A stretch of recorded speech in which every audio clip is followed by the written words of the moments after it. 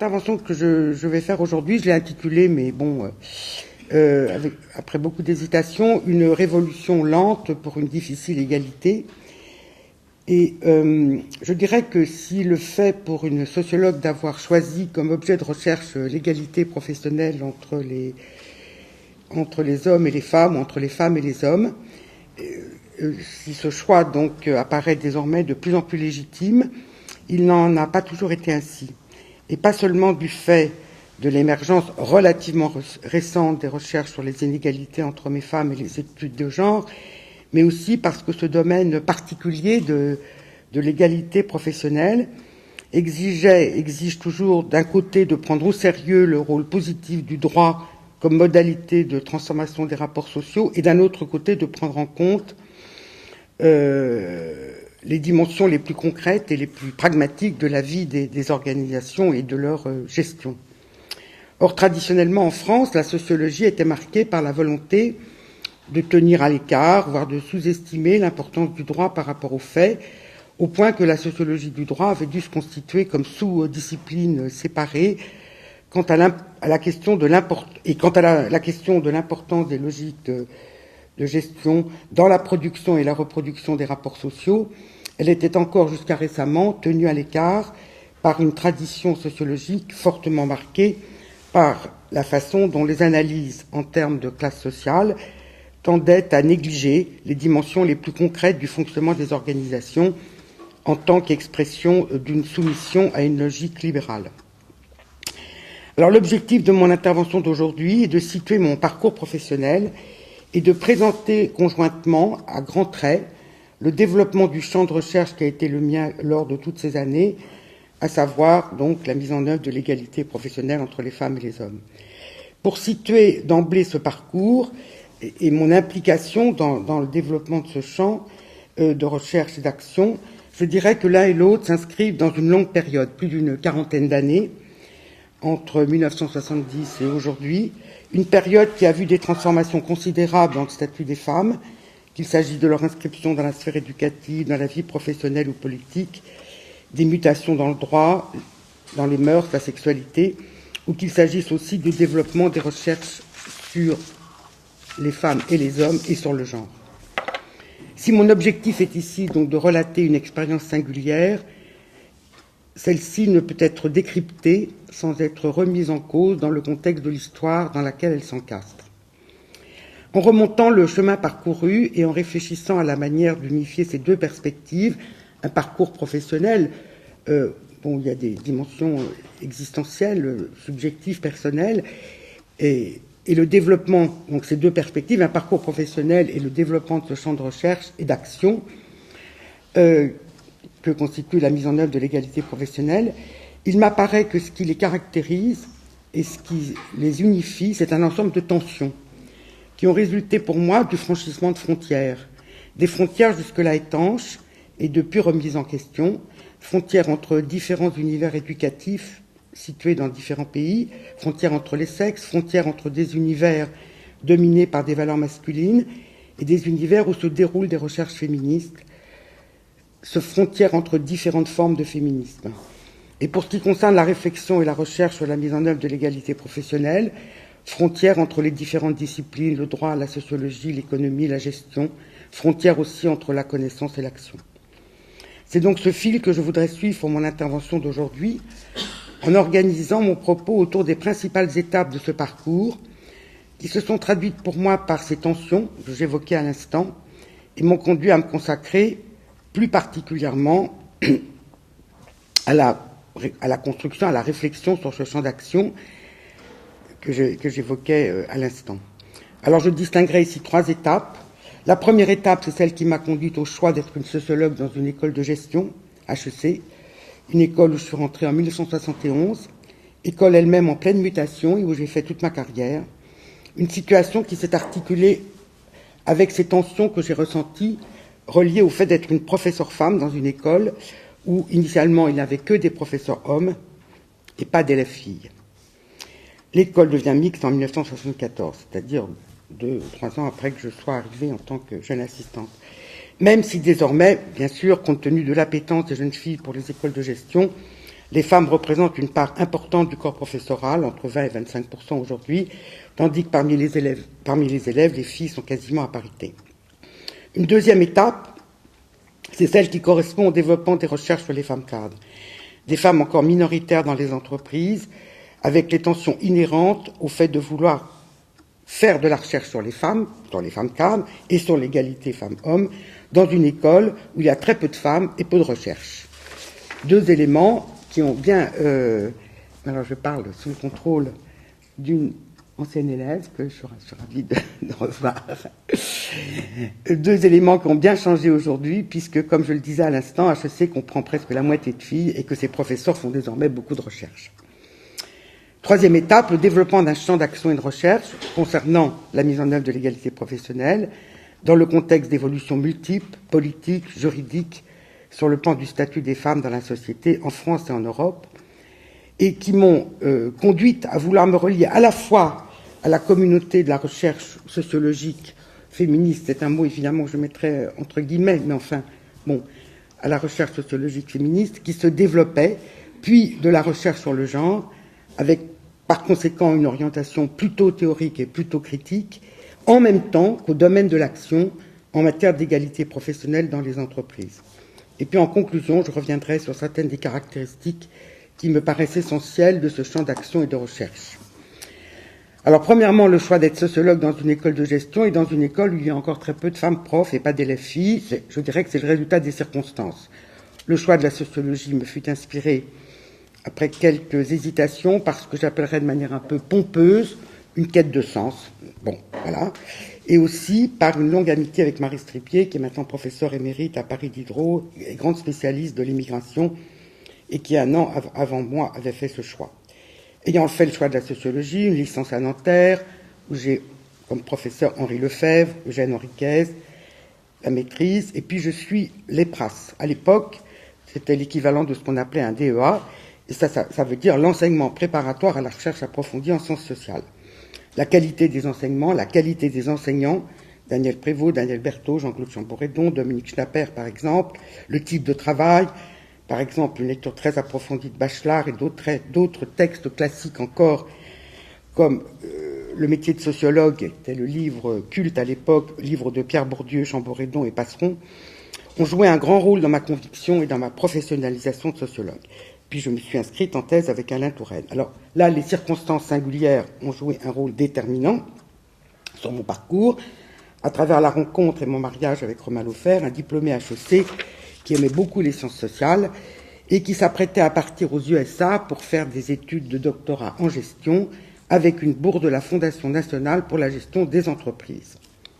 Toute une époque. Ces circonstances m'ont déterminé à candidater également dans des universités américaines.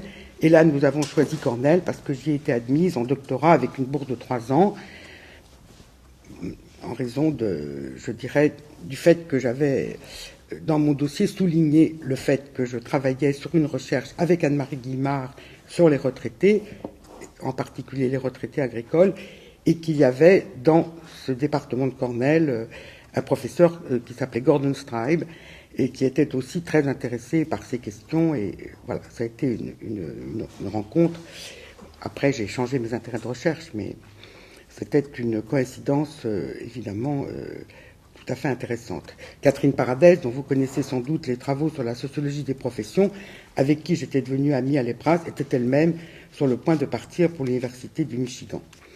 Alors, il faut souligner, mais je ne le ferai pas ici, ce serait trop long à développer, ce que pouvait représenter en 1969 en France le fait de partir aux États-Unis pour étudier. Je dirais simplement que c'était très risqué du point de vue d'un parcours de sociologue française. Alors j'ai fait ma thèse sur la création d'entreprises.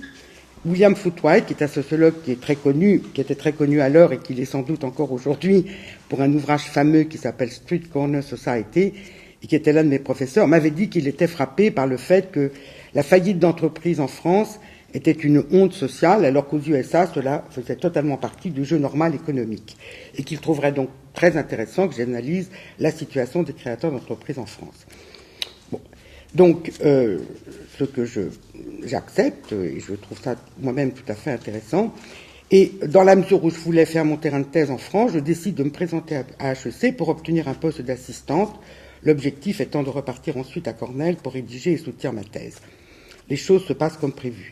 Quand je rentre en France, me dit de ce diplôme de PhD, 2 solutions se présentent à moi. Me réinscrire en thèse avec Alain Touraine et candidater à la fac dans un département de sociologie. Mais le passage par les USA était alors très peu valorisé par une université française relativement fermée sur elle-même.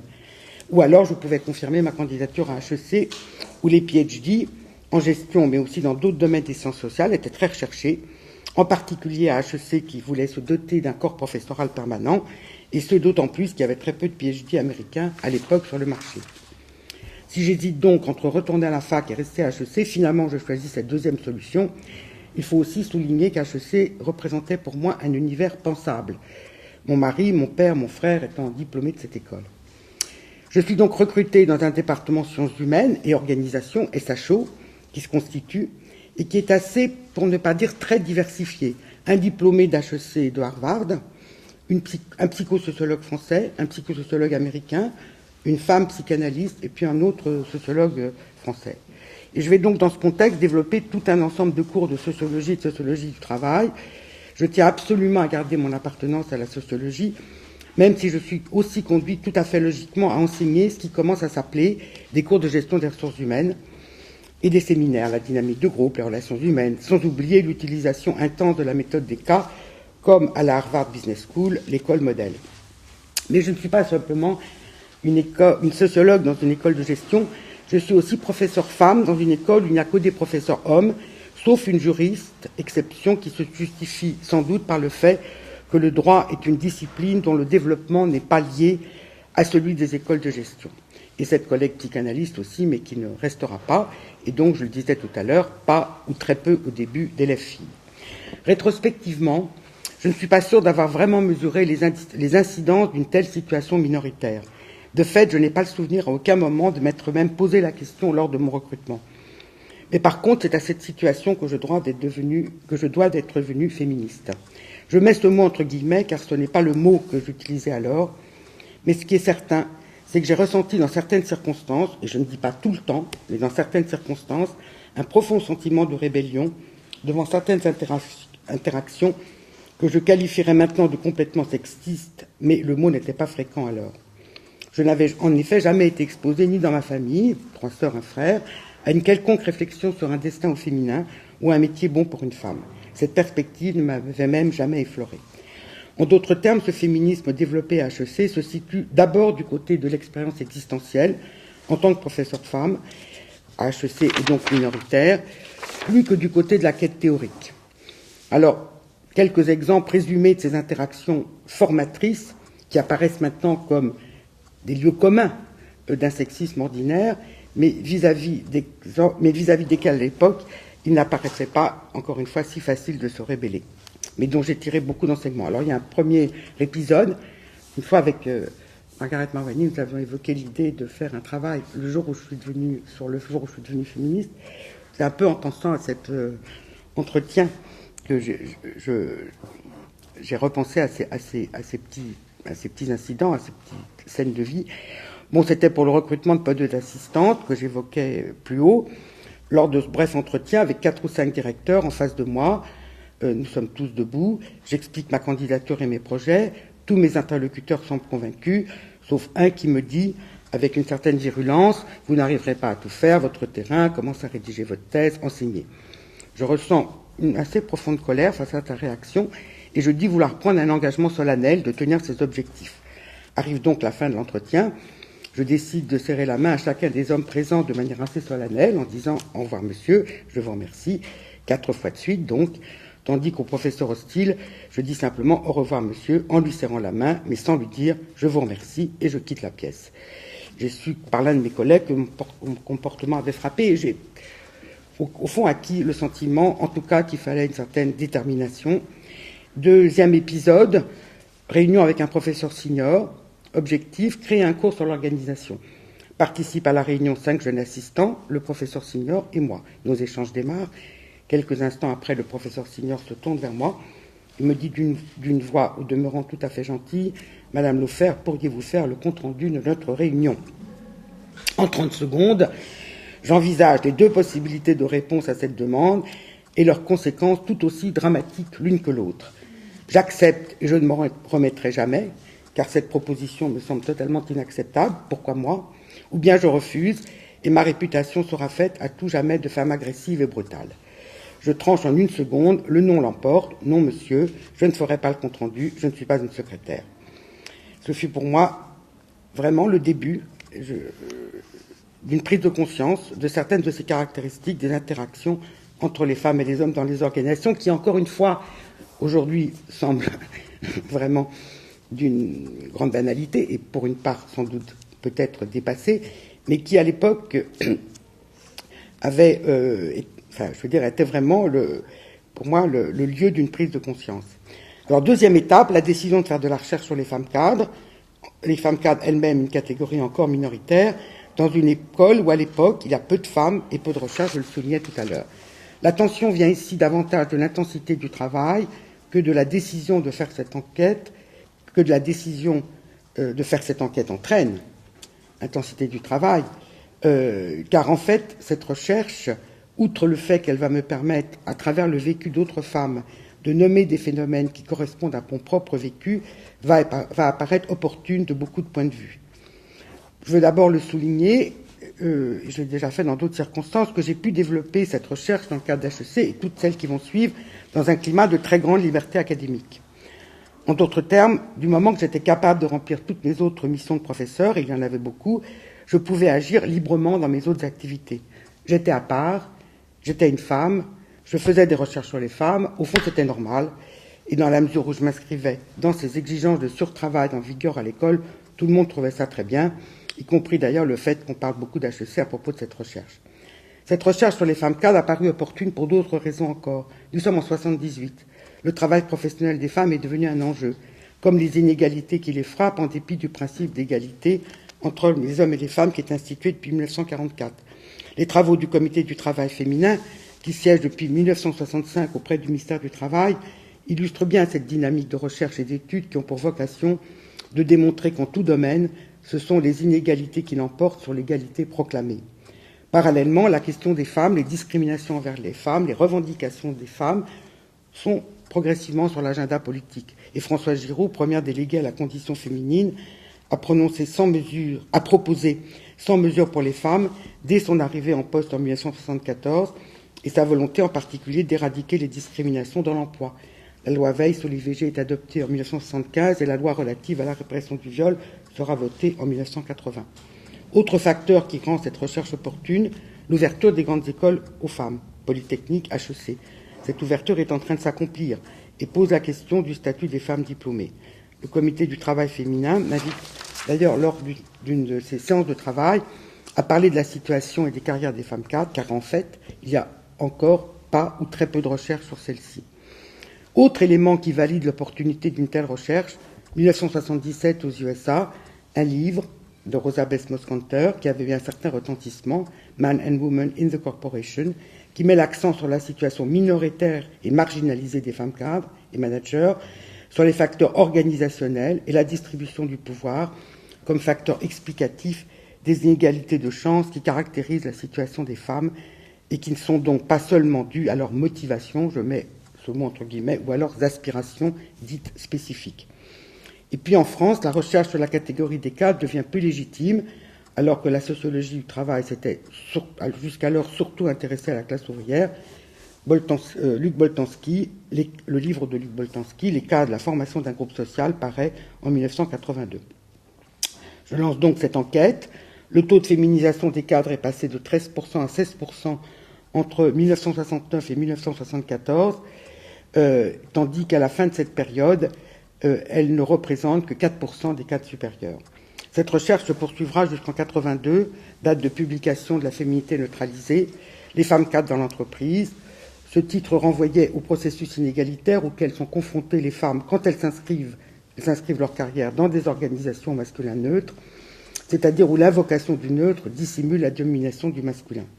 Face à ces processus, les femmes peuvent développer des stratégies de soumission à la différence, en particulier quand elles sont autodidactes, mais certaines de plus en plus nombreuses, quand elles sont, en particulier parce qu'elles sont diplômées, peuvent aussi exprimer une revendication d'égalité et de différence, ou une revendication d'identité féminine.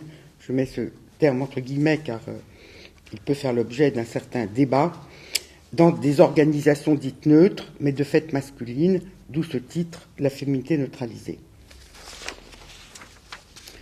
Je développe donc dans cet ouvrage une sorte de double problématique, comment les à la fois donc un certain nombre de constats sur les carrières des femmes cadres, et aussi comment les organisations assignent une certaine place aux femmes cadres, mais une place différente selon qu'il s'agit d'un secteur technique ou d'un secteur de biens de consommation ou d'un secteur orienté vers la communication.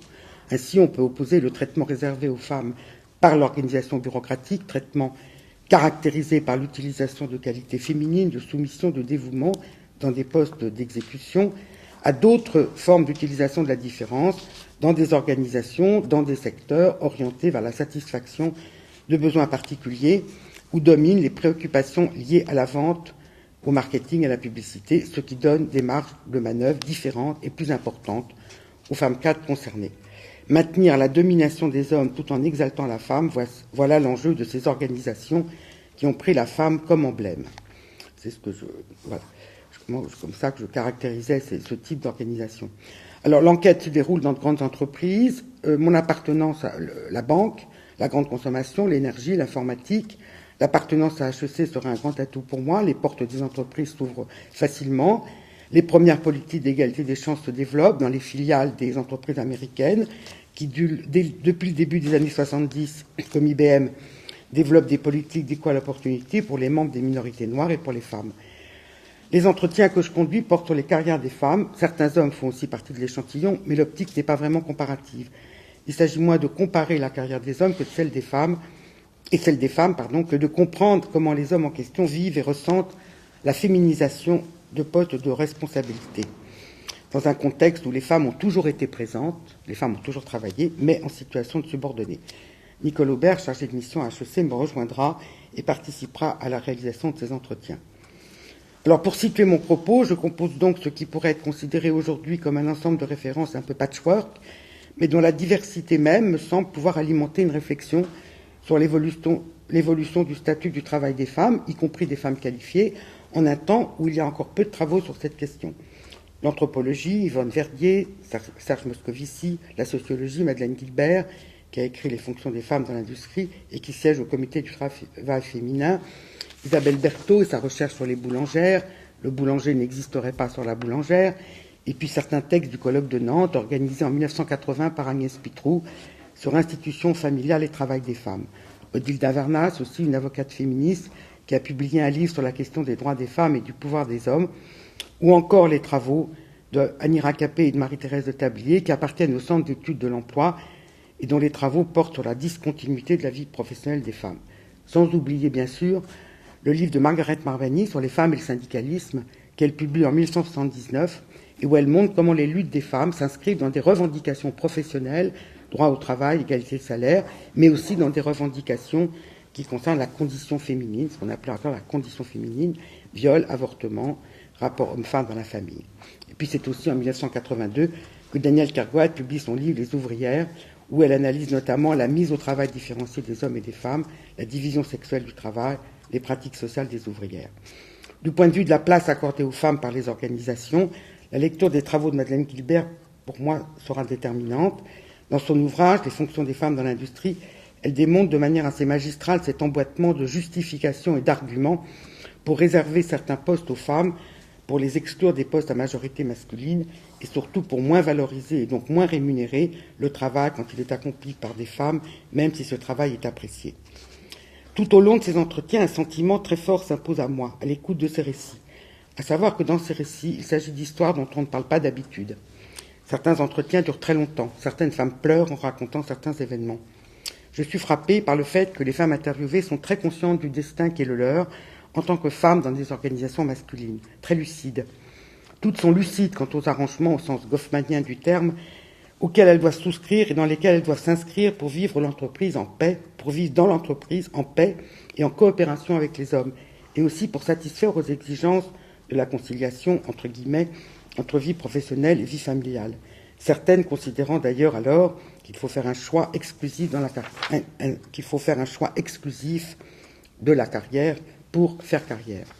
Dans cet ouvrage, je ne traite pas à proprement parler de la question du plafond de verre, une expression qui ne verra le jour que plus tard aux USA en 1986, mais il s'agit bien de la question de la place des femmes dans des postes à responsabilité et de la manière dont elles doivent articuler, ajuster sans cesse rôle féminin et rôle professionnel, attentes professionnelles et attentes de féminité.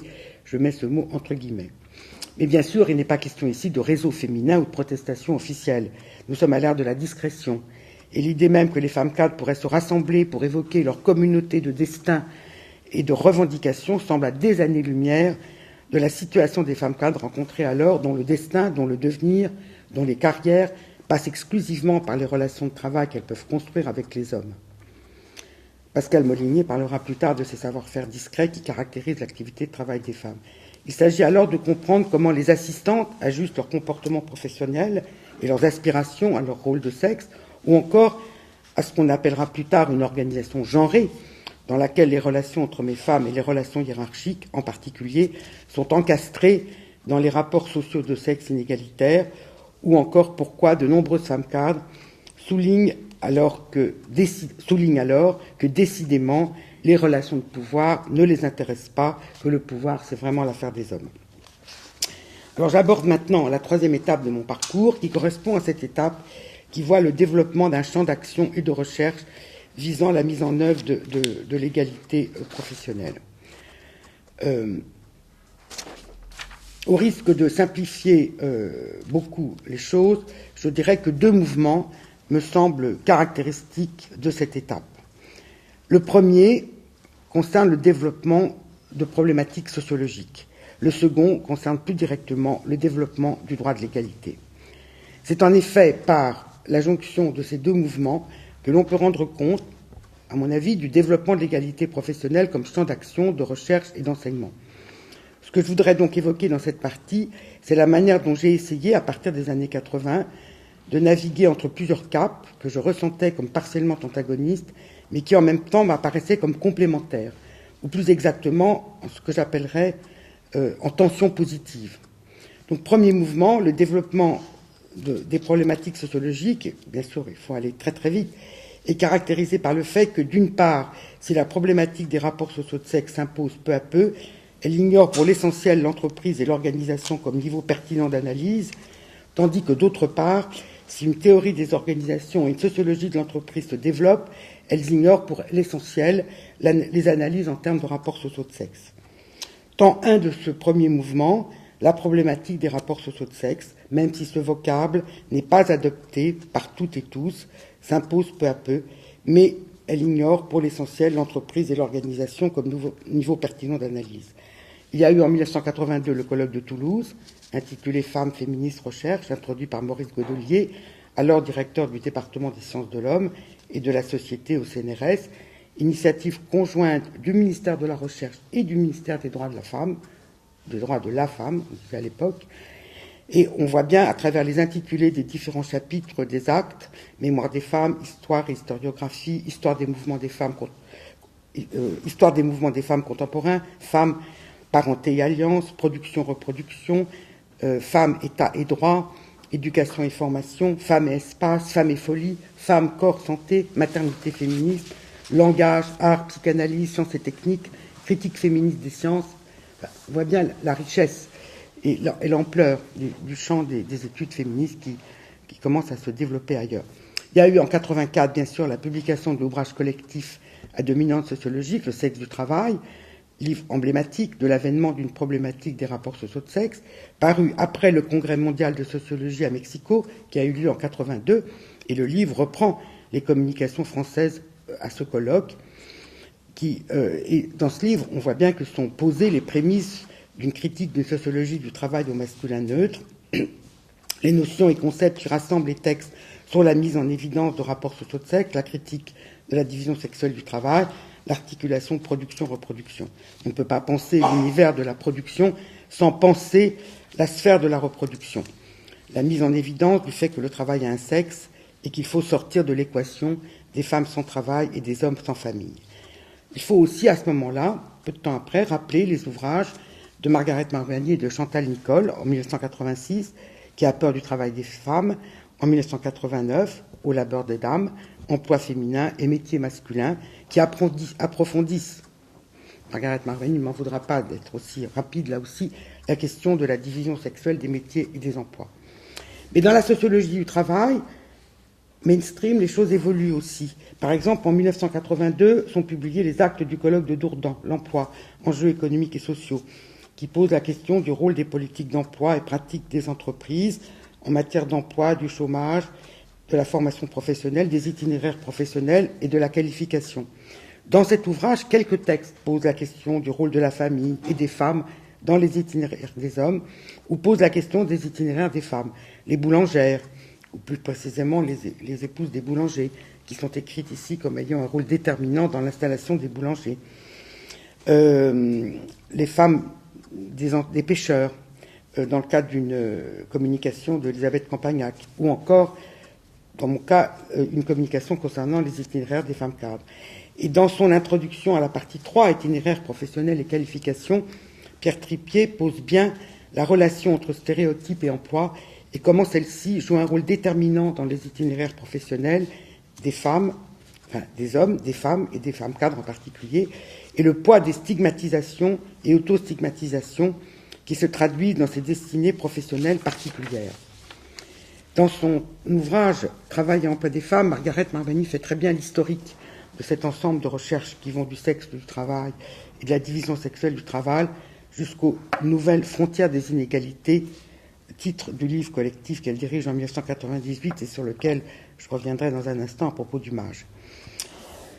Temps 2 de ce premier mouvement, si une théorie des organisations et une sociologie d'entreprise se développent, elles ignorent pour l'essentiel les analyses en termes de rapports sociaux de sexe. Mais en effet, une autre évolution se fait jour dans les problématiques sociologiques de ces années 80 qui concernent le développement d'une sociologie des organisations dominée par les stratégies des acteurs et leur jeu de pouvoir, dans les travaux de Michel Crozier, qui a publié Le phénomène bureaucratique en 1962, L'acteur et le système avec Erhard Friedberg en 1977, mais surtout pour mon propos d'une sociologie de l'entreprise qui est au centre des travaux de Renaud Saint-Saulieu, qui publie en 1987 Sociologie de l'organisation et de l'entreprise. Si on peut considérer en allant très vite que l'affrontement capital-travail a été d'abord au centre de la sociologie du travail, des changements politiques et institutionnels, après mai 68, donne une place croissante à la pratique du dialogue social au niveau de l'entreprise. Les lois Auroux en 1982, avec ces lois Auroux, et notamment les dispositions qui visent l'expression des salariés, se développe un discours de réhabilitation d'entreprise, une entreprise institution, une entreprise citoyenne, une entreprise qui devient affaire de société, pour reprendre le titre d'un ouvrage collectif publié en 1990. Mais au fond, cette sociologie des organisations, celle de Michel Crozier et d'Erhard Friedberg d'abord, demeure aveugle au genre. Michel Crozier inclut les femmes dans ses grandes enquêtes sociologiques sur la CETA ou la Caisse des dépôts et consignations, et commente leur absence d'intégration et de participation dans l'organisation. Mais le genre et les logiques de domination masculine demeurent hors champ de ces analyses. Et par conséquent, le comportement des femmes demeure fondamentalement expliqué par la spécificité, entre guillemets, des femmes et non pas par la domination masculine ou par les logiques de genre. C'est aussi le cas de la sociologie de l'entreprise de Renaud Saint-Saulieu. Dans les enquêtes qu'il a conduites, les femmes apparaissent peu. Il s'agit d'ouvrières. Celle-ci incarne ce que Saint-Saulieu appelle l'identité du retrait. Retrait au regard d'une véritable intégration professionnelle, les femmes étant alors appréhendées, celles-là en tout cas, avant tout au prisme de leurs préoccupations familiales qui l'emportent sur leur engagement professionnel. Néanmoins, le mouvement par lequel l'entreprise et plus généralement les organisations deviennent un niveau pertinent de l'analyse et de l'action est amorcé à travers cette évolution des problématiques sociologiques. Deuxième mouvement de cette étape, c'est celui du développement du droit de l'égalité, qui résulte d'une double évolution. La première qui résulte des tentatives de rapprocher le droit et l'action, la seconde qui résulte de l'intégration de l'égalité professionnelle dans le féminisme d'État. Première évolution, une tentative pour rapprocher le droit et l'action. Ce qui caractérise cette période, c'est en effet le développement de l'action communautaire et le vote de lois en France qui aboutiront au vote de la loi sur l'égalité professionnelle en 1983. Celle-ci souligne le rôle donné à l'entreprise, aux branches et au dialogue social dans la mise en œuvre de l'égalité professionnelle. Au niveau européen, les directives de 1975 sur l'égalité de rémunération, 1976 sur l'égalité de traitement, 1984, la recommandation sur les actions positives. Les lois de 72 en France et de 75 sur l'interdiction de discriminer ne font pas l'objet de mobilisation quant à leur application, dans un contexte où l'opinion publique, les femmes et les syndicats, même s'il y a un consensus sur un principe d'égalité entre hommes et femmes, sont très préoccupés des aspirations spécifiques. Je mets là aussi ce terme entre guillemets, des femmes dans leur relation à la famille ou encore dans leur aspiration à un traitement impliquant une logique de protection, par exemple la retraite donnée à un âge plus jeune. La loi de 1983 va poser le problème d'une égalité concrète, l'égalité des droits, de l'égalité des droits à l'égalité de traitement, et au nom de l'égalité de traitement, la fin d'une logique de protection. Le niveau communautaire, sous l'influence du droit national et américain, va introduire la notion d'action positive. L'exigence d'une égalité de traitement n'est pas incompatible avec des actions temporaires, dites de rattrapage, et susceptibles d'instaurer l'égalité, en l'occurrence entre les femmes et les hommes.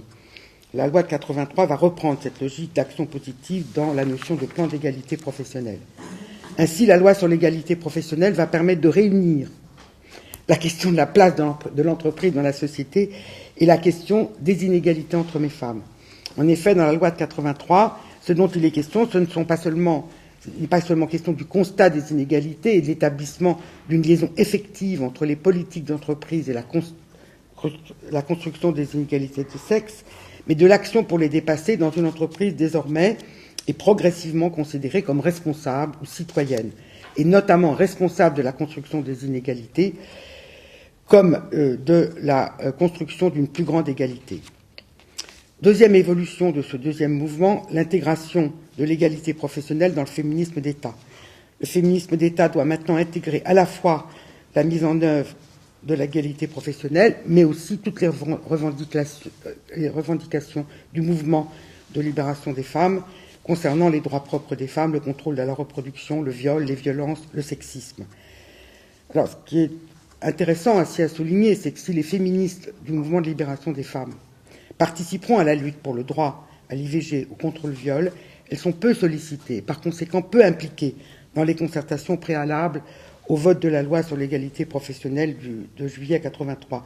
Et elles ne participent pas à sa mise en œuvre, comme le soulignera Françoise Pic, notamment dans son livre paru en 1993, intitulé « Les années mouvement ».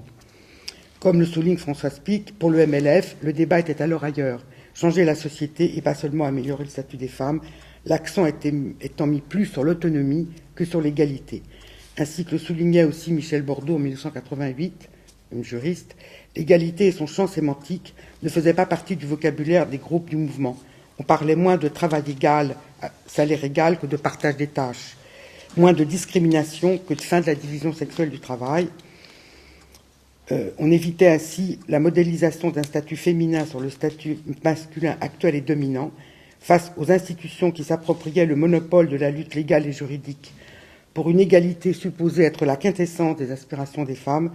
Face à un unanimisme égalitariste, le mouvement des femmes s'est refusé à ratifier sans broncher le sujet du droit masculin comme idéal à atteindre. Alors, ce qui est intéressant, c'est que peut-être plus que la question de la mise en œuvre de l'égalité professionnelle, c'est la question du droit à l'emploi des femmes qui est alors posée, comme en témoigne en 1986 un numéro de la revue NQF, revue Nouvelles questions féministes, rédigé alors par André Michel et Christine Delphi.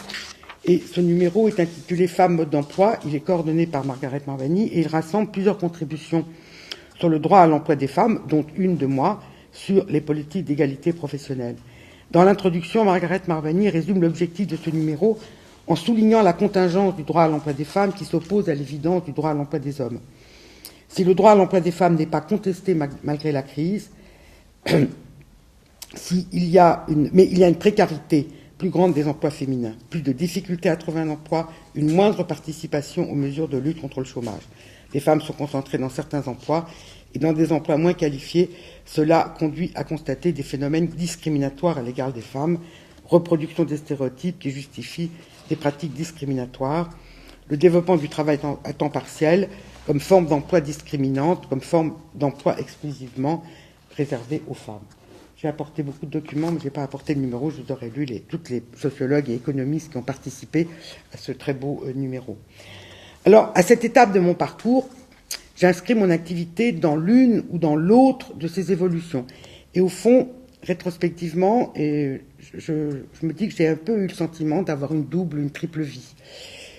À la fois, je suis au Conseil supérieur de l'égalité professionnelle, créé après... double, triple vie, pas simplement parce qu'il y avait beaucoup de choses, mais double ou triple vie parce que j'avais peut-être le sentiment d'être dans des lieux où, au fond, on ne parlait pas forcément toujours de la même chose et les angles et les points de vue étaient différents par rapport à une même réalité. Donc, Conseil supérieur de l'égalité professionnelle, créé après le vote de la loi de 83 et qui remplace le comité du travail féminin et au sein duquel je rencontre Marie-Thérèse Langtin et Margaret Marveny, participation au réseau d'experts européens qui sont censés diffuser auprès des entreprises le message positif d'actions positives, qui sont censés à la fois rétablir plus d'égalité, plus de justice et contribuer à une meilleure gestion des ressources humaines. Développement, d'actions auprès des entreprises. Avec le service des droits des femmes, j'organise à HEC une réunion sur la question de l'égalité professionnelle à laquelle participe Madame Roudy. Il faut souligner que les entreprises sont encore très très très froides au regard de l'idée de participer à cette construction collective. Et puis évidemment, je développe des enseignements, des recherches et des publications. Un cours à HEC sur la sociologie du travail féminin avec la participation de Geneviève Fraisse, de Margaret Marveny, de Annie Labourir-Capet, de Marie-Thérèse Langtin et de Florence Rochefort, qui termine alors une très riche thèse sous la direction de Michel Perrault, avec une collègue dont j'avoue, Florence Kejman, dont je ne me souvenais plus du nom. Bon, et puis j'essaye aussi d'écrire l'égalité professionnelle, principes et pratiques, qui paraîtra dans Droit social en 1984, et pour lequel je recevrai le prix de la Fondation HEC, qui récompense chaque année un article de recherche rédigé par un professeur permanent. Et dans cet article, je me propose de clarifier, au fond, les notions d'égalité des droits. Et je ne suis pas juriste, donc pour arriver à parler de tout ça, il fallait travailler sur ces questions, voir ce qu'on pouvait en comprendre en tant que sociologue.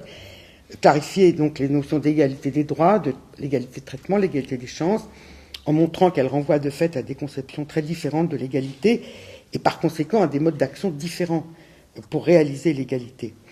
Et puis à partir d'une analyse des tout premiers plans d'égalité conduits par les entreprises au titre de la loi de 83, je souligne aussi la dimension très pragmatique et très utile de cette égalité, de ces démarches d'action positive qui s'inscrivent pour les entreprises dans des objectifs d'évolution des qualifications des femmes, évolution nécessaire à l'atteinte d'objectifs de performance pour les entreprises en question.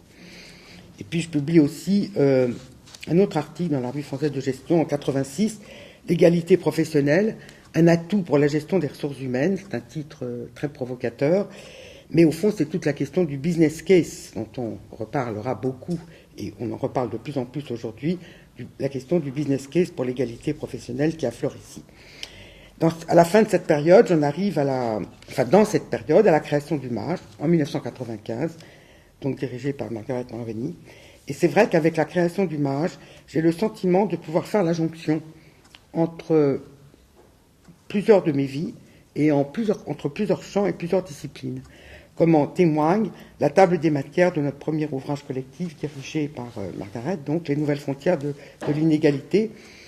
Au sein du MAJ, 7 axes de recherche sont définis, dont celui des politiques d'égalité professionnelle associées aux politiques familiales. L'anniversaire des 20 ans du MAJ vient d'avoir lieu en décembre dernier, et c'est une saga en soi que je ne peux raconter ici.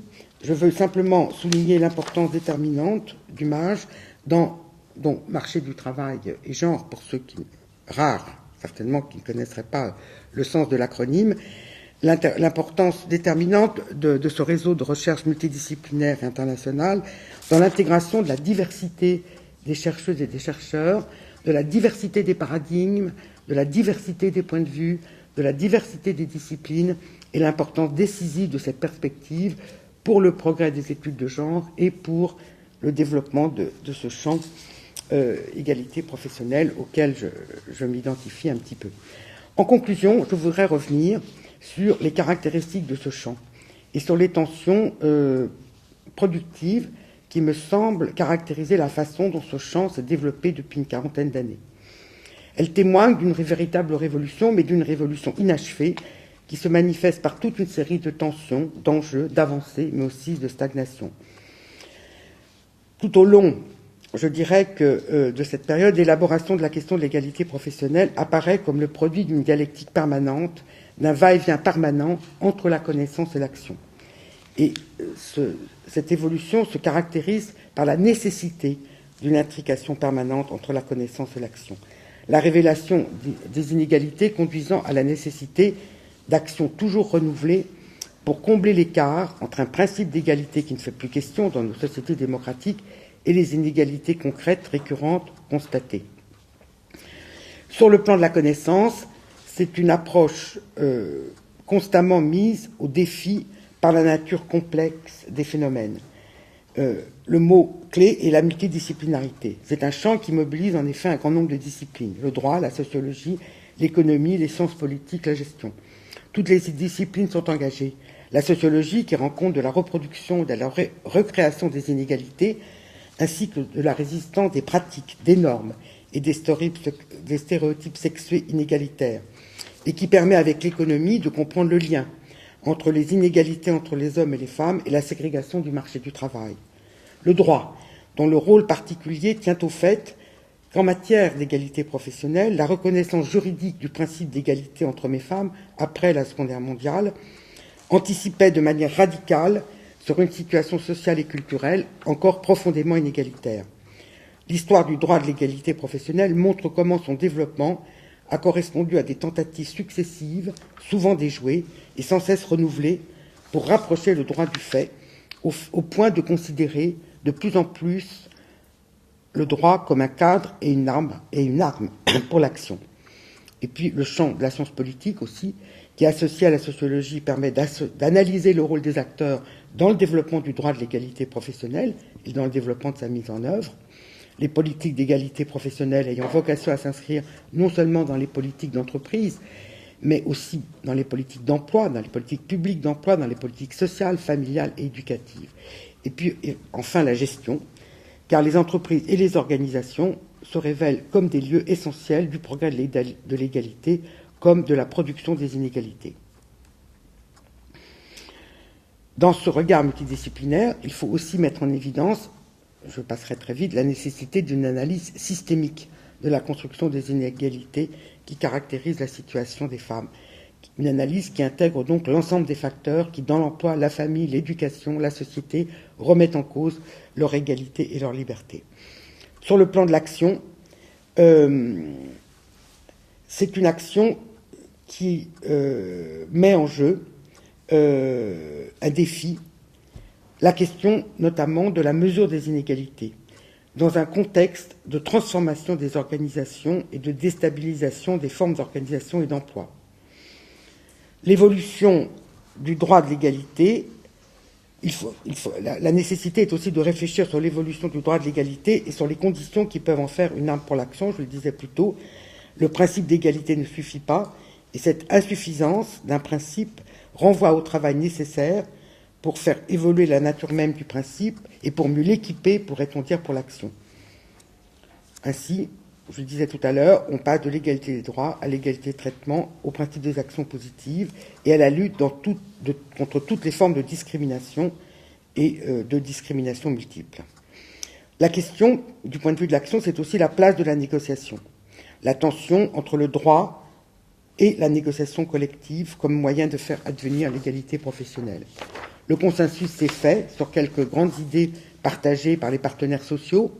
Avec Rachel Silveira, dans une recherche sur les accords égalité, nous avons constaté, en analysant le préambule des accords interprofessionnels et des accords collectifs que l'objectif d'égalité professionnelle s'inscrit dans une volonté multiple, appliquer le droit, exigence de justice, mais aussi responsabilité sociale de l'entreprise et même conviction de la contribution économique de l'égalité professionnelle à la performance de l'entreprise. Mais encore aujourd'hui, la contrainte joue un rôle fondamental en dépit de ce consensus sur toutes les vertus que pourrait avoir l'adoption de politiques d'égalité professionnelle. La contrainte et la sanction doivent désormais jouer un rôle important puisque c'est une contrainte qui oblige les entreprises à faire un diagnostic chiffré de la situation des femmes et c'est une contrainte qui les oblige à négocier avec les syndicats. Quel est le sens et le rôle de la contrainte? C'est une question qui est évidemment tout à fait importante à élaborer pour comprendre ce domaine de l'action en matière d'égalité professionnelle. Il faut aussi souligner les tensions entre des logiques juridiques qui visent la réalisation d'un principe d'égalité et de justice et les logiques gestionnaires dominées par des objectifs économiques et de performance. Je dois m'arrêter et donc je dirais simplement ici que face à cette complexité, à la nécessité de faire face aux forces qui reproduisent les inégalités à mesure que l'on travaille à leur éradication, une question centrale se pose, c'est celle de la volonté des acteurs, c'est celle du débat politique et idéologique, un débat dont la finalité est de rendre présent à l'esprit de tous les acteurs la nécessité d'agir pour le développement et le maintien de l'égalité entre hommes et femmes. Révolution inachevée, révolution toujours à recommencer, révolution menacée, et on peut en trouver de maints exemples. Car, en effet, si l'égalité professionnelle progresse dans les entreprises du CAC 40, il n'en va pas de même de la situation des femmes et de l'égalité professionnelle dans les petites et moyennes entreprises, où le dialogue social est moins développé. La situation des femmes qui n'ont pas accès à l'emploi ou qui ont difficilement accès à l'emploi, qui sont dans la précarité et le temps partiel, on a l'impression que très souvent elles ne sont pas concernées par ces politiques d'égalité professionnelle. La lenteur avec laquelle évoluent des dossiers comme celle de la revalorisation des emplois à majorité féminine. La prise de conscience aujourd'hui, comme hier, donc que la mixité ne produit pas forcément l'égalité. Donc révolution inachevée, révolution toujours à recommencer. Voilà, ce sera mon dernier mot.